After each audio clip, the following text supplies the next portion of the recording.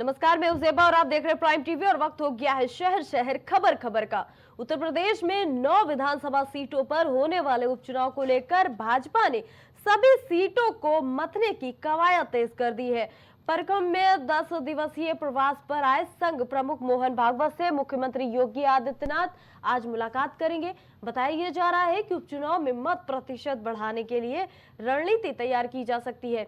हरियाणा विधानसभा चुनाव में जीत से उत्साहित संघ अब यूपी उपचुनाव में भी ऐसा ही फॉर्मूले तैयार करने में जुट गई है। उत्तर प्रदेश में लोकसभा चुनाव में भाजपा के खराब प्रदर्शन से सवाल खड़े हो गए हैं। यही कारण है कि उपचुनाव में बेहतर प्रदर्शन के लिए पार्टी पूरा जोर लगा रही है। जी हाँ, बता दें मथुरा दौरे पर है सीएम योगी आदित्यनाथ।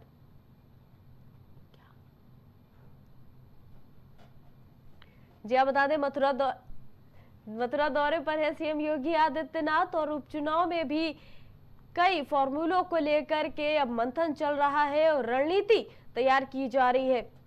बता दें सीएम योगी आदित्यनाथ मथुरा दौरे पर है। आज कई प्रोग्राम में आज वो शामिल होंगे और इनके प्रोग्राम को लेकर के देखिए पूरी तैयारी की जा चुकी है और सीएम योगी आदित्यनाथ कोई कोर कसर नहीं छोड़ना चाहते हैं। बता दें मथुरा के दौरे पर है सीएम योगी आदित्यनाथ और उत्तर प्रदेश में 9 विधानसभा सीटों पर चुनाव होना है और सीएम योगी आज कई कार्यक्रमों में शामिल होंगे। बता दें उपचुनावों को लेकर भाजपा ने सभी सीटों को मतने की कवायद शुरू कर दी है। परखम में 10 दिवसीय प्रवास पर आए संघ प्रमुख मोहन भागवत से मुख्यमंत्री योगी आदित्यनाथ आज मुलाकात करेंगे। बताया जा रहा है कि उपचुनाव में मत प्रतिशत बढ़ाने की तैयारी की जा सकती है। खबर पर अधिक जानकारी के साथ धनीराम संवाददाता हमारे साथ मथुरा से लाइव जुड़ चुके हैं। देखिए धनीराम, सीएम योगी आदित्यनाथ का मथुरा दौरा है आज, क्या कुछ तैयारियां की गई है, क्या माहौल अभी बना हुआ है वहां का? जी श्वेता जी, मैं बता दूं आज सीएम योगी जी का यहाँ मथुरा में दौरा है और वो यहाँ गौ सेवा अनुसंधान के अलावा मोहन भागवत यहाँ प्रवास पे आए हुए हैं 19 तारीख से और ये एक कार्यक्रम चल रहा है उसमें शामिल होंगे और एक अहम मुलाकात मोहन भागवत से होंगे जिसमें निम्न मुद्दों को लेकर के चर्चा की जाएगी। प्रशासन के द्वारा व्यापक इंतजाम किए गए हैं। इसके साथ साथ 128 करोड़ की परियोजनाओं का सीएम योगी जी यहाँ शिलान्यास करेंगे जो कि विकास 30% के द्वारा बैठक में शामिल होगी। इसके अलावा वो कानून व्यवस्था और अहम मुद्दों पर भी चर्चा करेंगे। मिनट टू मिनट का कार्यक्रम सीएम योगी का यहाँ मथुरा में रहेगा। दौरे को लेकर के पुलिस प्रशासन के द्वारा व्यापक इंतजाम किए हैं। 3:30 बजे वो परखम पे बनाए गए गौ सेवा अनुसंधान हेलीपैड पर उतरेंगे। वहां से वो सीधे ब्रिज विकास 30% पहुंचेंगे और वहां विकास परिषद की जो कार्यालय है उसमें 7वीं बार वो यहाँ विकास परिषद की जो बैठक होगी, विकास तीर्थ की जो बैठक है उसमें अहम ब्रिज के विकास कार्यों की समीक्षा के साथ में 128 परियोजनाओं का लोकार्पण करेंगे। जी उसके बाद में वो वहाँ गौ सेवा अनुसंधान जाएंगे और मोहन भागवत से वो एक विशेष बात करेंगे इस मुद्दे को कि जो चुनाव है और वोट बैंक है उसको कैसे बढ़ाया जाए, किस तरीका से आए। वहीं भी बताया जा रहा है कि मोहन भागवत के द्वारा ये एक नया याद आया है कि जो मुस्लिम पक्ष है उनको भी अब इस संस्था से जोड़ा जाएगा। तो इसको लेकर के आज सीएम योगी जी मथुरा आ रहे हैं और पुलिस प्रशासन के पूरे व्यापक इंतजाम है। 7वीं बार वो यहाँ बैठक में भाग लेंगे। जी देखिए धन्यवाद जी, हरियाणा विधानसभा चुनाव में जिस तरह से जीत हासिल हुई थी भाजपा को, काफी उत्साह तो नजर आ ही रहा है, लेकिन अब उपचुनाव में पूरी तैयारी के साथ में सक्रियता के साथ में सीएम योगी आदित्यनाथ दौरे कर रहे हैं। क्या कहना चाहेंगे, क्या कुछ रणनीति है आगे को लेकर? जी, जिस तरीका से हरियाणा का चुनाव जो हुआ है उसमें कहीं ना कहीं अब आपने देखा होगा कि बीजेपी ने अपनी वोट बैंक बढ़ाने के लिए लगातार सदस्यता अभियान चलाया। जितने भी सभी यहाँ सदस्य थे और जो कार्यकर्ता थे उन्होंने लगातार बूथ बना करके सदस्यता अभियान चलाया। कहीं ना कहीं वो इस वोट बैंक को जोड़ना चाहते हैं, युवाओं को इस मुहिम में जोड़ना चाहते हैं। बीजेपी को जो विकास कार्य हुए हैं उनको बताना चाहते हैं। पिछली जो सरकार रही है उनके प्रति हमारी सरकार में किया और हमारी सरकार में कितना विकास हुआ है। कहीं न कहीं ये वोट बैंक की राजनीति भी चल रही है और इसमें अहम सीएम योगी का यहाँ आना मथुरा में एक बहुत बड़ी बात है। और बताया जा रहा है कि सीएम योगी जी कॉरिडोर के अलावा 128 परियोजनाओं का जो विकास हो रहा है, इसमें एक अहम जो परियोजना है वो राया परियोजना है। राया पे एक इस तरीके का पुल बनाया जा रहा है जो कि सीधे ब्रज की जनता को एक्सप्रेस से जोड़ा जाएगा। देखिए और लगातार सीएम योगी ये आदित्यनाथ की, जो मुहिम देखिए चल रही है, धनीराम जी, सीएम योगी आदित्यनाथ की सुरक्षा की हम बात करें, जिस तरह से मथुरा में आज कई प्रोग्राम में वो शामिल होंगे, क्या कुछ सुरक्षा के लिहाज से इंतजाम किए गए वहां पर? जी, सुरक्षा की अगर हम बात करें तो सुरक्षा में वो वहां विश्वविख्यात प्रसद पे पहुंचेंगे तो वहां चप्पे चप्पे पे पुलिस बल तैनात है और यहाँ तक कि किसी भी मीडिया कर्मी को कवरेज करने की भी इजाजत नहीं दी गई है।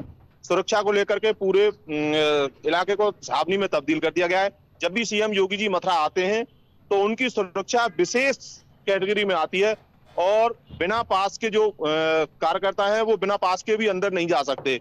तो इसी तरीके से सुरक्षा उनकी बहुत मजबूत की गई है और रात से ही खुफिया विभाग जो पुलिसकर्मी है जो है तंत्र विभाग है वो पूरा सक्रिय बना हुआ है। जी जी धनीराम, बहुत बहुत धन्यवाद आपका इस खबर पर अपडेट्स के लिए। जी आप बता दें मथुरा दौरे पर है सीएम योगी आदित्यनाथ।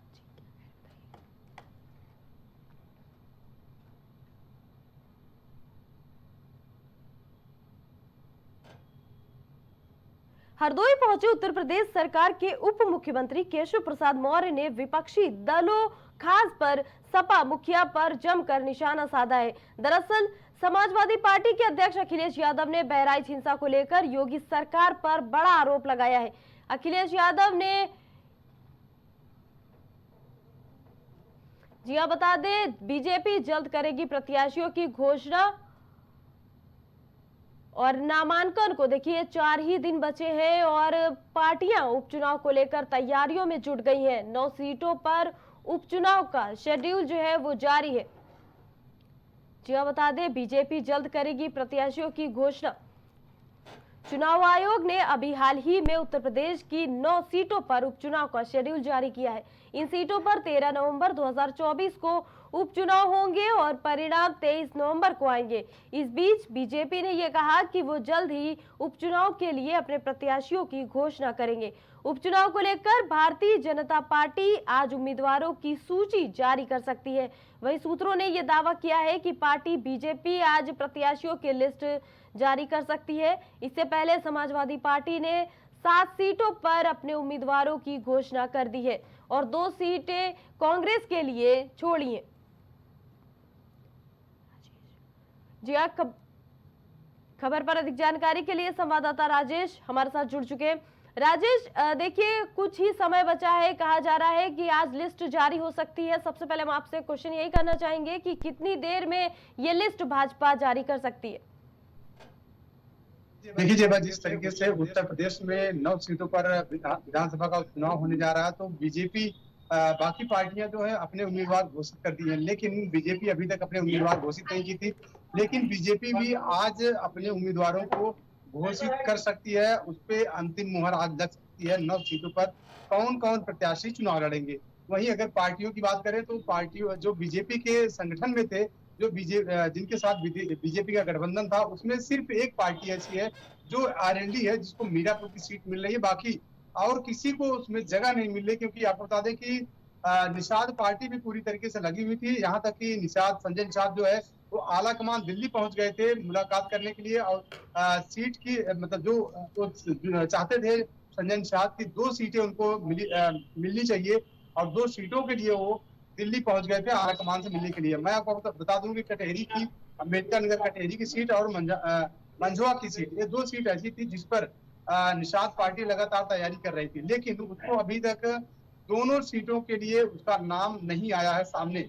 लेकिन जिस तरीके से दिल्ली जाकर आला कमान से मुलाकात किए थे संजय निषाद, अब ऐसा लग रहा है कि उनको भी एक सीट मिल सकती है। लेकिन जो उनको एक सीट मिलेगी वो भी कमल के निशान पर, बीजेपी के सिंबल पर उनको चुनाव लड़ना होगा। दूसरी चीज आपको बता दें कि आज फाइनल हो जाएगा बीजेपी 9 सीटों पर किसको चुनाव लड़ा रही है, कौन कौन प्रत्याशी होगा इन 9 सीटों पर। देखिए, जिस तरह से आपने बताया कि आज ये लिस्ट जारी हो जाएगी, जिसका बेसब्री से सभी को इंतजार था। सपा ने अपनी लिस्ट पहले ही जारी कर दी है।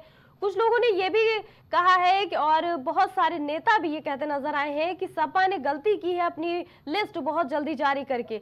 इस पर क्या कुछ कयास लगाए जा रहे, बताएं। बिल्कुल जेबा, अगर बात करें समाजवादी पार्टी की, समाजवादी पार्टी जो है इंडिया गठबंधन में थी, और इंडिया गठबंधन में समाजवादी पार्टी और कांग्रेस के बीच में कुछ मनमुटाव जरूर हुआ है, क्योंकि कांग्रेस ने कहा, कांग्रेस चाहती थी कि 5 सीटों पर चुनाव लड़े, कांग्रेस का चाहना था। लेकिन समाजवादी पार्टी उसको 5 सीटें उत्तर प्रदेश में उपचुनाव में नहीं देना चाहती थी, क्योंकि समाजवादी पार्टी जानती है कि कांग्रेस का जनाधार उत्तर प्रदेश में नहीं है।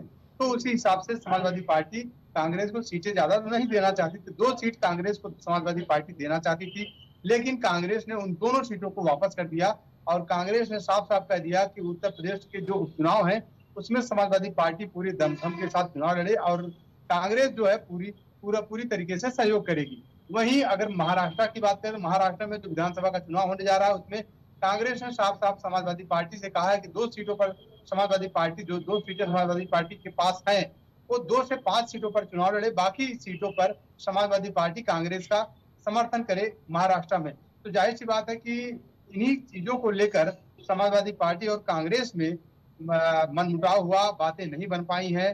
तो जाहिर सी बात है कि अब समाजवादी पार्टी के ऊपर कांग्रेस ये आरोप भी लगा रही है कि समाजवादी पार्टी जल्दबाजी की, प्रत्याशियों का नाम जारी करने के लिए प्रत्याशियों को जिस तरीके से प्रत्याशियों को उन्होंने, समाजवादी पार्टी ने पहले ही उनको मैदान में उतार दिया है। तो इस चीज को लेकर कांग्रेस के बीच में, कांग्रेस के मन में मनमुटाव आ गया है, जिसके लिए कांग्रेस एक आरोप लगा रही है कि समाजवादी पार्टी ने जल्दबाजी की प्रत्याशियों का नाम घोषित करने में।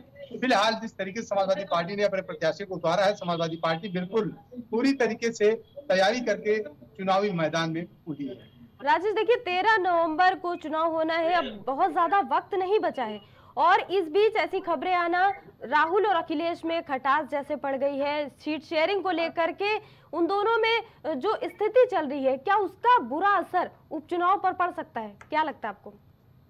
देखिए जब मैं आपको बता दूं कि उत्तर प्रदेश में जो उपचुनाव होने हैं, इसमें इंडिया गठबंधन की अगर बात करें, मुझे नहीं लगता कि अगर कांग्रेस से कुछ तल्खियां समाजवादी पार्टी के साथ में हुई हैं, तो मुझे नहीं लगता कि उसका कोई असर पड़ेगा। क्योंकि आपको बता दूं कि अगर देखा जाए, अगर ऑल ओवर अगर देखा जाए, तो कांग्रेस का जनाधार उत्तर प्रदेश में बिल्कुल नहीं है।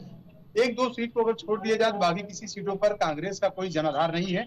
अगर समाजवादी पार्टी सीटें, अगर लोकसभा की बात की जाए, जो भी समाजवादी पार्टी ने सीटें निकाली थी वो अपने दम पे निकाली थी, वो उसके खुद के जनाधार हैं।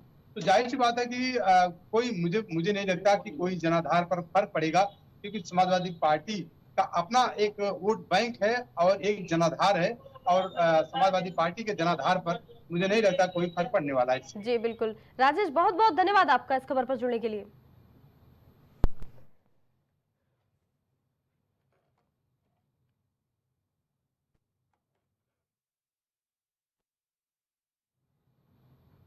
उत्तर प्रदेश की 9 सीटों पर होने जा रहे विधानसभा उपचुनाव को लेकर अब पीडीएम ने भी 3 सीटों पर अपने प्रत्याशियों का ऐलान कर दिया है। ये 3 सीटें कुंदरकी, मीरापुर और मंझवा हैं। इनमें से 2 सीटों पर असफुद्दीन ओवैसी की पार्टी एआईएमआईएम ने उम्मीदवार उतारे हैं, जबकि एक सीट पर प्रगतिशील मानव समाज पार्टी ने अपना प्रत्याशी उतारा है। एआईएमआईएम ने कुंदरकी सीट से मोहम्मद वारिस को और मीरापुर सीट से अरशद राणा को अपना उम्मीदवार बनाया। वहीं मंझवा सीट प्रगतिशील मानव समाज पार्टी के खाते में गई है और इस सीट से पार्टी ने स्वयंवर पाल को मैदान में उतारा है। आपको बता दें कि जब पीडीएम यानी पिछड़ा, दलित और मुसलमान की स्थापना की गई थी, तब एआईएमआईएम चीफ असफुद्दीन ओवैसी का अपना दल कमेरावादी की पल्लवी पटेल ने भी साथ दिया था। इस गठबंधन में दोनों ही मुख्य भूमिका में थे, लेकिन अभी तक पल्लवी पटेल की अपना दल कमेरावादी ने फिलहाल इस उपचुनाव को लेकर अपनी मंशा साफ नहीं की है।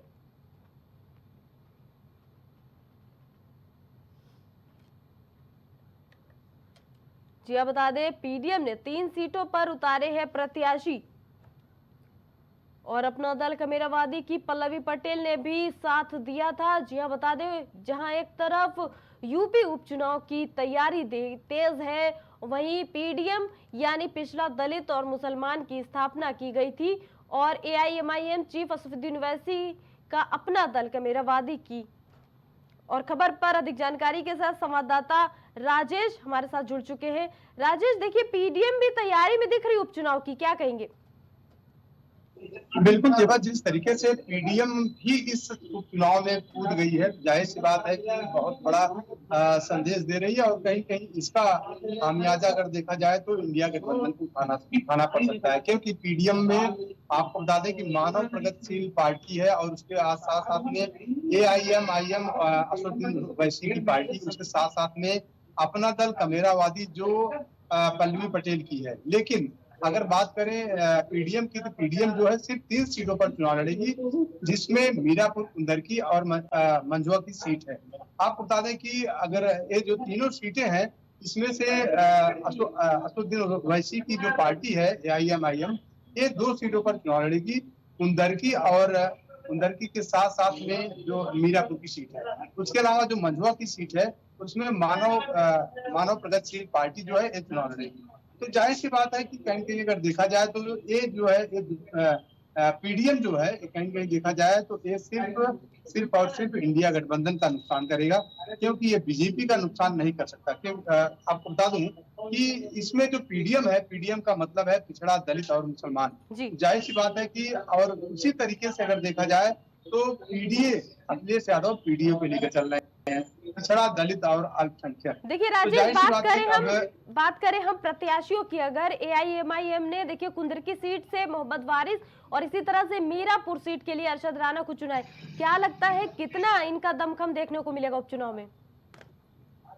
देखिए अगर बता दें आपको चुनाव की बात, तो चुनाव में देखिए इन पार्टियों का कोई बड़ा रोल नहीं होता है, कोई बड़ा कारनामा ये पार्टियां नहीं कर सकती। हाँ, लेकिन एक इससे सबसे बड़ी समस्या हो सकती है समाजवादी पार्टी या कहें इंडिया गठबंधन, क्योंकि अगर ये वोट काटते, इसको कहते हैं वोट कटवा पार्टी, अगर ये वोट काटते हैं तो सिर्फ और सिर्फ इस समाजवादी पार्टी या इंडिया गठबंधन का ही वोट काटेंगे, क्योंकि पीडीएम का मतलब मैंने आपको बता दिया, पिछड़ा, दलित और मुसलमान।